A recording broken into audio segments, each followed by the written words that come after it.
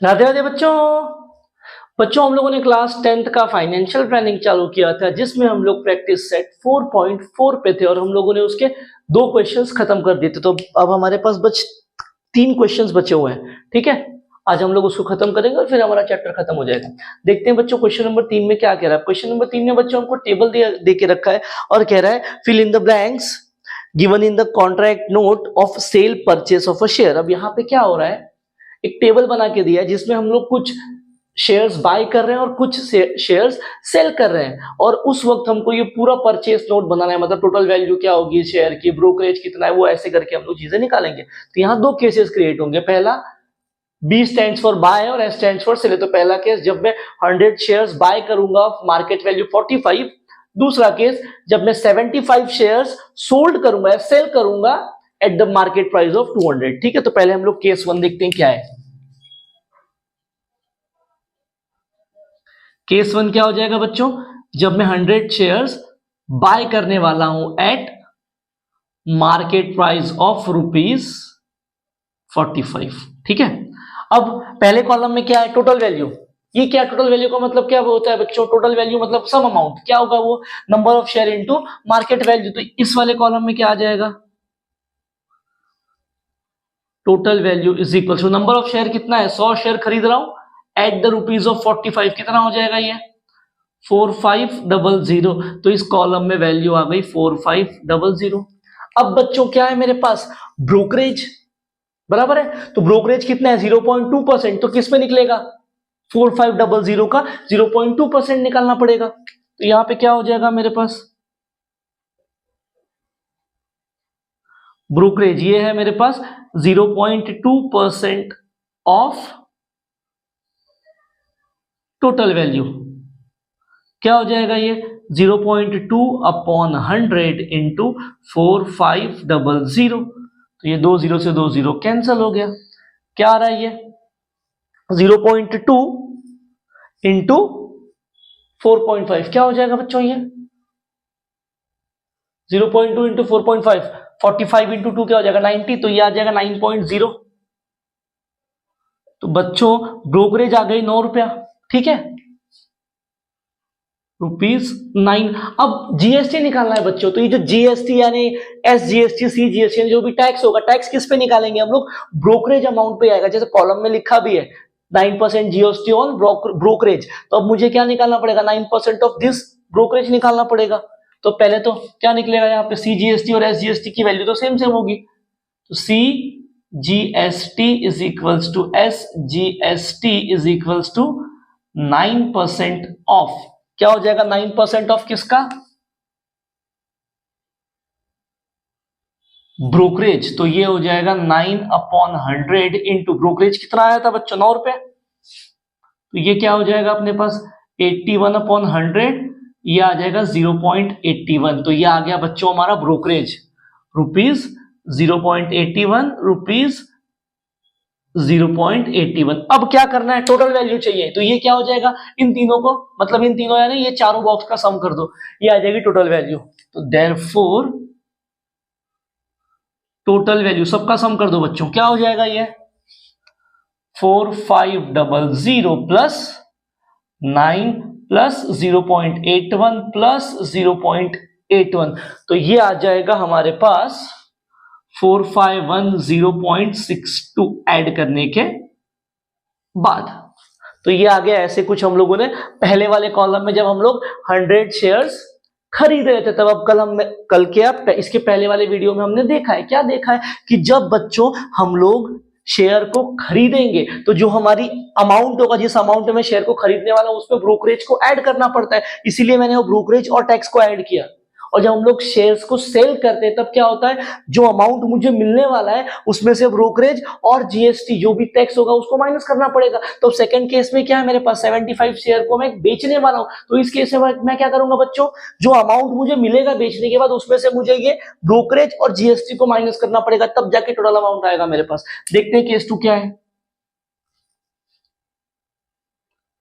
Case 2 में मैं क्या कर रहा हूं बच्चों, केस 2 में मैं 75 शेयर्स सेल कर रहा हूं एट मार्केट प्राइस ऑफ 200। तो पहली बात तो मुझे कितना पैसा मिलना चाहिए जब मैं 75 शेयर सेल करूंगा 200 रुपए में, तो मेरी टोटल वैल्यू मुझे कितनी मिलनी चाहिए? टोटल वैल्यू यहां पे हो जाएगी 75 इंटू 200, तो 75 इंटू 2 हो जाएगा 150 और 20 एक्स्ट्रा, तो ₹15,000 इतना मुझे मिलना चाहिए। तो ये आ गया ₹15,000। अब बारी ब्रोकरेज की, तो ब्रोकरेज किस पे निकलेगा? जो अमाउंट मुझे मिलने वाला है उस पे। कितना है ब्रोकरेज? 0.2%। ब्रोकरेज क्या है हमारे पास? Brokerage equal to 0.2%। बच्चों किसका 0.2%? टोटल वैल्यू का। वो कितनी है? 15,000। तो ये हो जाएगा 0.2 अपॉन 100 इंटू 15,000। 2 0 कैंसिल। क्या आ जाएगा? ये 0.2 इंटू 150, ये कितना आ जाएगा? 15 दूनी 30, ये आ जाएगा ₹30। मल्टीप्लाई करोगे तो ब्रोकरेज आएगा 30। अब जैसे ही मुझे ब्रोकरेज मिली, अब क्या निकालना पड़ेगा बच्चों? अब चाहिए जीएसटी। सी जीएसटी जीएसटी कितना है? 9%। तो इसका 9% निकालना पड़ेगा। अब therefore CGST is equals to SGST is equals to 9% of 30। तो ये क्या हो जाएगा? 9 अपॉन 100 इंटू 30। क्या आ जाएगा बच्चों? ये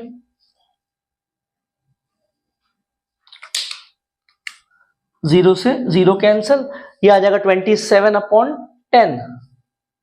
क्या आ रहा है ये मेरे पास?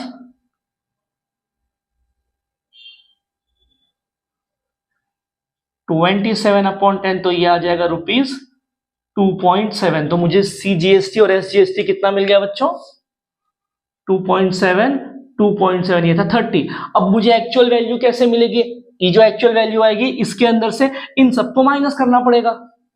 सो देयरफॉर टोटल वैल्यू ये कैसे मिलेगी बच्चों? ये आ जाएगी 15,000 माइनस 30 माइनस 2.7 माइनस 2.7। तो सब्सट्रैक्ट करने के बाद ये मुझे मिल जाएगा 14,964.60। सब्सट्रैक्ट करने के बाद बच्चों ये डायरेक्ट अमाउंट आ जाएगा। तो ये आ गई हमारे पास टोटल वैल्यू जो इस बॉक्स में जाएगी। तो ये कुछ इस तरीके से हम लोगों ने बच्चों क्वेश्चन नंबर 3 किया है। बढ़ते हैं क्वेश्चन नंबर 4 पे, देखते हैं क्या दे रखा है। देखते हैं बच्चों क्वेश्चन नंबर 4 क्या कह रहा है। क्वेश्चन नंबर 4 में कह रहा है बच्चों, Shrimati Desai sold shares of face value 100 when the market value was ₹50 and she received ₹4,988.20 rupees. She paid brokerage of 0.2% and GST on the brokerage was 18%. And find that how many shares did she sell? उन्होंने कितने shares बेचे? अब क्या हो रहा है, श्रीमती देसाई ने कुछ शेयर्स बेचे। अब जो शेयर्स थी उनके बारे में इंफॉर्मेशन क्या दे रखी है? फेस वैल्यू है ₹100, मार्केट वैल्यू है ₹50, बराबर। अब इस पे ब्रोकरेज लगाए 0.2%, जीएसटी लगाए 18%, और सब कुछ करने के बाद उनके हाथ में इतना पैसा आया। अब वो कह रहा है कि बताओ कि उन्होंने कितने शेयर बेचे। मतलब क्या फाइंड करना है मुझे? To find number of share. अब ये कैसे आएगा नंबर ऑफ शेयर बच्चों? कैसे आएगा नंबर ऑफ शेयर? कैसे निकालेंगे हम लोग? अब सपोज करना बच्चों, मैंने 10 रुपए के 5 शेयर बेच दिए, ठीक है, और मुझे 50 रुपए मिल गए। तो इन तीनों में गणित क्या लगेगा कि अमाउंट रिसीव्ड को अगर मैं अगर एक्चुअल अमाउंट जो शेयर का ये इतना पैसा तो मुझे मिल रहा है, अगर ये 50 को मैं 10 से डिवाइड करूं जो उसकी मार्केट वैल्यू है, तो आंसर में 5 आएगा। एक फॉर्मूला हमने किया था, याद है क्या बच्चों? क्या था फॉर्मूला? सम वाला। Sum invested is equals to number of share into market value, ऐसा कोई था फॉर्मूला जिसके अंदर यहाँ पे देखो बच्चों नंबर ऑफ शेयर दे रखा है। अब अपने केसेस में क्या होगा, मुझे ये फाइंड करना है और ये दिया है। अब यहाँ पे सम इन्वेस्टेड की जगह ले लिए अमाउंट रिसीव्ड ने, तो क्या हो जाएगा फॉर्मूला? ये amount received is equals to number of share into, अब ये मार्केट वैल्यू में क्या हो जाएगा? मार्केट वैल्यू चेंज हो जाएगा सेलिंग प्राइस में, क्योंकि मैं बेच रहा हूं ना, तो ये हो जाएगा सेलिंग प्राइस। तो यहां से नंबर ऑफ शेयर के लिए फॉर्मूला क्या क्रिएट हो जाएगा बच्चों? Number of share is equals to amount received divided by selling price. ये जो ऊपर वाला केस था बच्चों, ये कब था? जब मैं शेयर खरीद रहा हूं, इसीलिए ये लिखा था सम इन्वेस्टेड। अब मैं क्या कर रहा हूं? बेच रहा हूं, इसीलिए जो सम इन्वेस्टेड था वो अमाउंट रिसीव्ड में बदल गया। Number of share as it is है। यहाँ पे मार्केट वैल्यू में हम लोग शेयर खरीदते, तो मार्केट वैल्यू अब चेंज हो गई सेलिंग प्राइस में। क्यों? क्योंकि मैं बेच रहा हूं शेयर्स को। क्लियर है ये चीज? अब मुझे इसके अंदर क्या क्या फाइंड करना है, पहले तो उस पर आते हैं। अब अगर मैं इसकी बात करूं तो अमाउंट रिसीव तो मेरे पास ऑलरेडी दे रखा है, ये रहे। मुझे क्या करना है? सेलिंग प्राइस करनी है फाइंड, बराबर। अब सेलिंग प्राइस में भी कुछ है, क्या है? मैंने जो शेयर था वो बेचा 50 रुपए का, बराबर। बट इन 50 रुपए में से मुझे इन दोनों को भी तो माइनस करना पड़ेगा, ब्रोकरेज एंड जीएसटी। तो पहला काम मुझे ब्रोकरेज कैलकुलेट करना है, मुझे जीएसटी कैलकुलेट करनी है, और उनका जो भी अमाउंट आ रहा है वो इस 50 रुपए में से माइनस करना है। उसके बाद यहाँ पे हम लोग को सेलिंग प्राइस एक्चुअल मिलेगी। ठीक है, तो पहला ब्रोकरेज क्या है मेरे पास?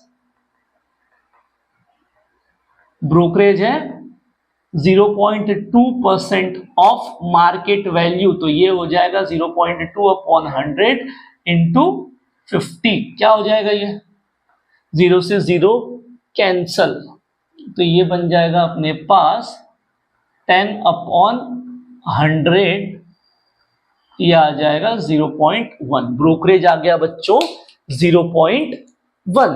अब क्या बचा हमारे पास? जीएसटी। जीएसटी कितना है? 18% ऑफ ब्रोकरेज होता है, यानी 0.1। 18 अपॉन 100 इंटू 0.1, तो इसको हम लोग लिख सकते हैं 18 अपॉन 100 इंटू 1 अपॉन 10, तो ये कुछ हो जाएगा 18 अपॉन 1000, ये हो जाएगा 0.018। ये आ गया बच्चों ब्रोकरेज। अब यहां से हमको एक्चुअल सेलिंग प्राइस आ जाएगी, तो ये क्या हो जाएगा? देयरफॉर सेलिंग प्राइस यहां से हमको मिल जाएगी मार्केट वैल्यू माइनस ये सारी चीजें, market value minus brokerage minus GST. Brokerage है 0.1 माइनस जीएसटी है 0.018, तो ये आ जाएगा हमारे पास 49.8820। ये कुछ तो अमाउंट आएगा। ये आ गया हमारे पास सेलिंग प्राइस एक्चुअल में। सेलिंग प्राइस मिला, अब क्या करना है? नंबर ऑफ शेयर निकालना, तो यहां पे वैल्यूज पुट कर दो ना। कितना हो जाएगा? देखो अमाउंट रिसीव्ड कितना है मेरे पास? 4988.20। यहां पे क्या हो जाएगा? 49.8820। देख लो बच्चों, नंबर सेम है, बस पॉइंट आगे पीछे फर्क है। यहाँ पे 2 है, यहाँ पे 4 है, तो ये पॉइंट गायब करने के लिए ऊपर 10,000 से मल्टीप्लाई करोगे, नीचे 100 से, दोनों 0 कैंसिल हो जाएगा, तो आंसर आपको आखिरी में सिर्फ और सिर्फ यही मिलेगा, जो है 100। कैंसिल होके ये 100 आ जाएगा। तो बच्चों यहाँ पे नंबर ऑफ शेयर कितना आ गया हमारे पास? 100। तो ये था क्वेश्चन नंबर 4। देखते हैं क्वेश्चन नंबर 5 क्या दे रखा है। देखते हैं बच्चों क्वेश्चन नंबर 5 में क्या कह रहा है। Mr. D'Souza purchased 200 shares of face value ₹50 at a premium of ₹100. He received 50% dividend on the shares. After receiving the dividend, he sold 100 shares at a discount of ₹10 and remaining shares were sold at a premium of ₹75. For each trade, he paid the brokerage of ₹20. Find whether Mr. D'Souza gained or he has a loss. और फिर आगे पूछ रहा है by how much. अब पूरे question में क्या हो रहा है? हमारे पास एक डिसूजा भाई साहब है जिन्होंने कुछ शेयर परचेज किए हैं 200 शेयर्स, जिसकी इंफॉर्मेशन दे रखी है। अब हमसे कह रहा है कि जो मिस्टर डिसूजा है उनको 50% का डिविडेंड मिला, उसके बाद उन्होंने 2 अलग अलग कंडीशंस में शेयर को बेच दिया, ठीक है। और आखिरी में हमसे पूछा जा रहा है कि ये सारी कलाकारी करने के बाद आप ये बताइए कि मिस्टर डिसूजा को प्रॉफिट हुआ है या लॉस हुआ है। अगर लॉस हुआ है या प्रॉफिट हुआ है तो कितने का प्रॉफिट और लॉस हुआ है, हमको ये पता लगाना है। अब बच्चों इसके अंदर हम लोग करेंगे सिंपल टर्म में, हम लोग पहले ये कैलकुलेट करेंगे कि मिस्टर डिसूजा ने कितने पैसे इन्वेस्ट किए, बराबर, हमको वो अमाउंट मिल जाएगा। सेकेंड थिंग हम लोग क्या करेंगे, उनको डिविडेंड मिला, शेयर बेचने के बाद पैसे मिले तो डिविडेंड प्लस जो भी शेयर बेचने के बाद अमाउंट आया है, हम लोग वो अमाउंट को देखेंगे और दोनों अमाउंट को कंपेयर करेंगे। मतलब खरीदते वक्त जो अमाउंट भरा है वो और बेचते वक्त जो अमाउंट भरा है वो, हम दोनों को कंपेयर करेंगे और वहां से हमको पता चल जाएगा कि उनको प्रॉफिट हुआ है या लॉस हुआ है। ठीक है बच्चों, तो पहला काम उन्होंने कितने पैसे इन्वेस्ट किया ये पता लगाना। तो क्या कह रहा है, नंबर ऑफ शेयर परचेज किया है 200। ठीक है, अब जो शेयर्स थे उनके फेस वैल्यू 50 थी, बट उन्होंने प्रीमियम में खरीदा ना 100 रुपया, तो एक्चुअल मार्केट वैल्यू क्या हो जाएगी, मार्केट वैल्यू हो जाएगी 50 प्लस 100 रुपीज प्रीमियम की, तो मार्केट वैल्यू यहां पे हो गई ₹150। तो जो मिस्टर डिसूजा है उन्होंने 150 रुपए में शेयर खरीदा है, बराबर। अब हम लोग निकालेंगे अमाउंट इन्वेस्टेड, कितना अमाउंट इन्वेस्ट किया है, amount invested is equals to number of share into market value. Number of share कितना है 200, मार्केट वैल्यू है 150, क्या हो जाएगा ये 15 इंटू ये 30,000। तो उन्होंने कितना अमाउंट इन्वेस्ट किया है बच्चों, 30,000 रुपया।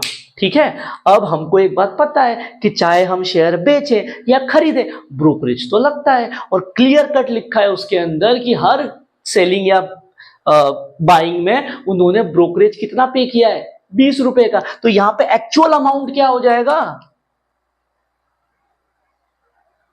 Actual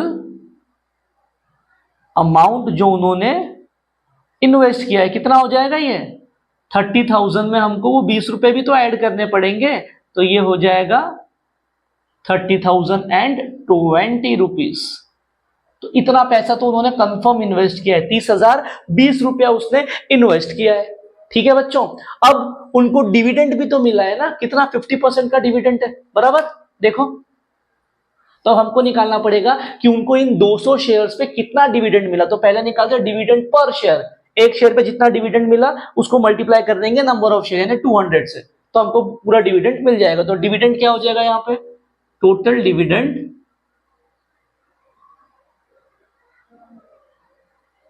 is equals to number of share into dividend per share। तो ये क्या हो जाएगा, नंबर ऑफ शेयर बच्चों यहाँ पे 200। अब ये डिविडेंड पर शेयर कैसे निकालेंगे, कितना परसेंट है डिविडेंड, 50%, तो ये हो जाएगा 50% ऑफ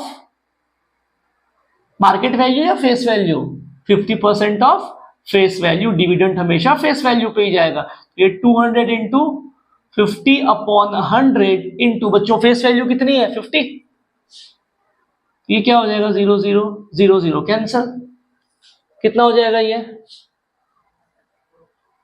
2।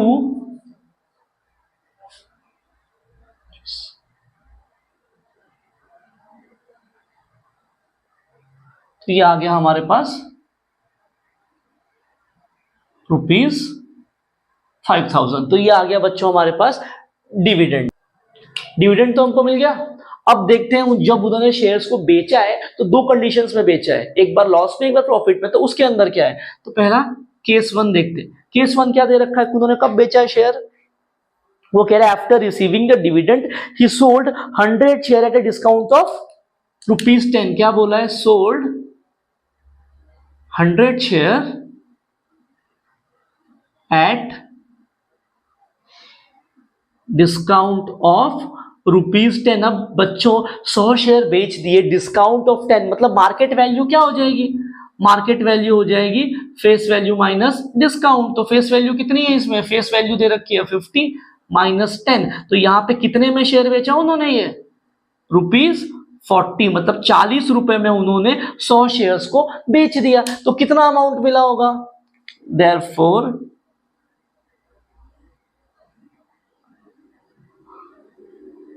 अमाउंट रिसीव्ड क्या हो जाएगा बच्चों यहाँ पे 100 इंटू 40 क्या हो जाएगा, ये 4,000। क्या इतना पैसा मिलेगा, शेयर बेचो या खरीदो ब्रोकरेज तो देना पड़ेगा, ब्रोकरेज कितना है 20। तो एक्चुअल अमाउंट क्या हो जाएगा, एक्चुअल अमाउंट हो जाएगा ये 4,000 में से हमको 20 रुपए माइनस करने पड़ेंगे। तो ये हो जाएगा क्या हो जाएगा बच्चों 3,000 980 रुपया उनको पहले केस में मिला।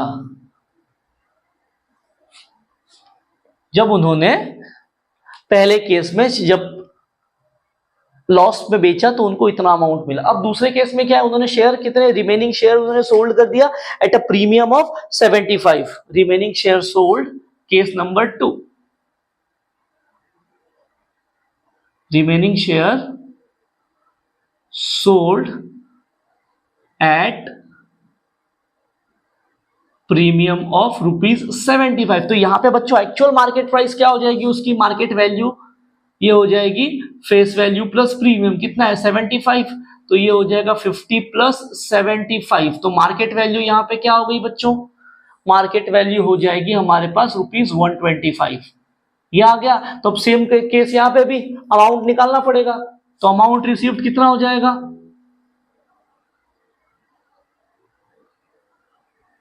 अब पहले उन्होंने 100 शेयर बेचे, 200 खरीदे थे, तो यहाँ पे भी कितने शेयर बचे होंगे, रिमेनिंग शेयर मतलब 100 शेयर बचा होगा, 100 शेयर इंटू 125, तो ये कितना आ जाएगा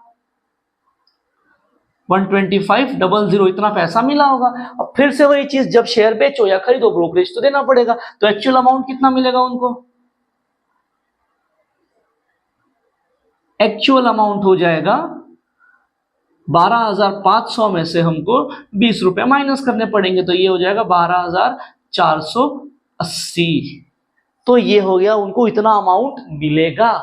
ठीक है, तो अब क्या हो रहा है पूरे इसमें, ये तो उन्होंने अमाउंट इन्वेस्ट किया है, अब उनको पैसा कब कब मिला, एक ये मिला, दूसरा ये मिला, तीसरा ये मिला। तो अमाउंट, एक्चुअल अमाउंट या टोटल अमाउंट रिसीव्ड हमको निकालना पड़ेगा सबको ऐड करके। तो यहां पे क्या हो जाएगा, देयरफॉर टोटल अमाउंट रिसीव्ड क्या है, पहले 5,000 मिला डिविडेंड के रूप में, फिर 100 शेयर बेचने के बाद 3,980 रुपए मिले, फिर 12,480 रुपए मिले। अब इन सबका सम निकालो, कितना आ जाएगा, देखो ऐड करो कितना आ जाएगा, ये आ जाएगा बच्चों ₹21,460। अब दो केस को कंपेयर करो बच्चों, ये उन्होंने इन्वेस्ट किया है 30,020 रुपीज और इतना उनको मिला है सब कुछ करने के बाद। तो अभी आप ही बता दो कि क्या उनको प्रॉफिट हुआ है या लॉस हुआ है। क्लियर कट ना, मैं 30,000 इन्वेस्ट कर रहा हूं, बदले में 21,000 मिल रहा है, तो मुझे लॉस हुआ है।